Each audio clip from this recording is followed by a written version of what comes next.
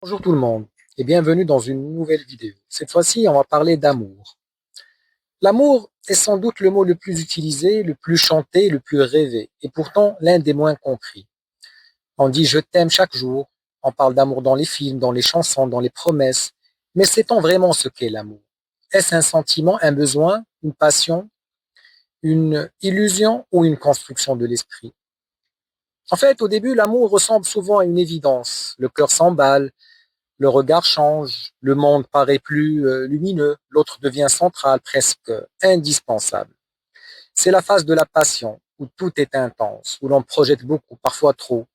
On n'aime pas seulement la personne, on aime aussi l'image qu'on se fait d'elle, l'espoir qu'elle représente, la promesse de bonheur qu'on lui attribue. Mais avec le temps, la passion se transforme, les défauts apparaissent, les désaccords aussi. Et là, une question essentielle surgit. Est-ce que l'amour résiste quand l'illusion tombe? Car aimer, vraiment, ce n'est pas aimer une version idéale de l'autre, c'est aimer un être réel avec ses forces, ses faiblesses, ses moments de lumière et aussi ses zones d'ombre. Beaucoup confondent l'amour avec le manque, la dépendance ou la peur de la solitude. On croit aimer alors qu'on fuit simplement le vide. On croit aimer alors qu'on a besoin d'être rassuré, valorisé, reconnu. Et pourtant, l'amour véritable n'est pas une prise, c'est un don. Il ne s'appuie pas sur la peur de perdre, mais sur la liberté d'être soi. Depuis toujours, les philosophes ont toujours réfléchi à l'amour. Pour Platon, l'amour commence par le désir du corps, mais il doit s'élever vers l'amour de l'âme, puis vers l'amour du beau et du bien. Pour Spinoza, aimer, c'est se réjouir de l'existence de l'autre, sans vouloir le posséder. Pour les stoïciens, l'amour ne doit pas être une chaîne, mais une harmonie entre deux libertés.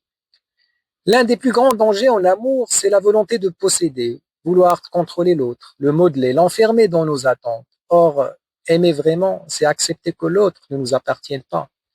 C'est vouloir son bonheur, mais quand il ne passe pas toujours par nous. C'est une des formes les plus élevées de maturité affective. Aimer, ce n'est pas non plus éviter les conflits. Les désaccords sont inévitables. Ce qui fait la valeur d'une relation, ce n'est pas l'absence de tension, mais la capacité de dialoguer, d'écouter, de comprendre et parfois de même de pardonner. L'amour grandit quand on choisit de rester, non pas par obligation, mais plutôt par conviction. Il existe aussi l'amour de soi, souvent mal compris. Aimer les autres sans s'aimer soi-même mène souvent à l'épuisement, à la dépendance, au sacrifice excessif. L'amour de soi n'est pas de l'égoïsme, c'est la base de tout amour sain, car on ne peut pas offrir ce que l'on ne possède déjà ultérieurement.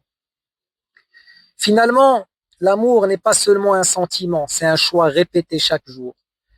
Choisir de respecter, de comprendre, de soutenir, de faire grandir. L'amour n'est pas ce qui tombe du ciel, c'est ce qui se construit dans le temps, dans l'effort, dans la patience et dans la vérité et dans le sacrifice. Et peut-être que la plus belle définition de l'amour est celle-ci. Aimer, ce n'est pas chercher à combler un manque, mais partager une plénitude. Si cette vidéo vous a plu, n'hésitez pas à vous abonner sur Minute Philosophie.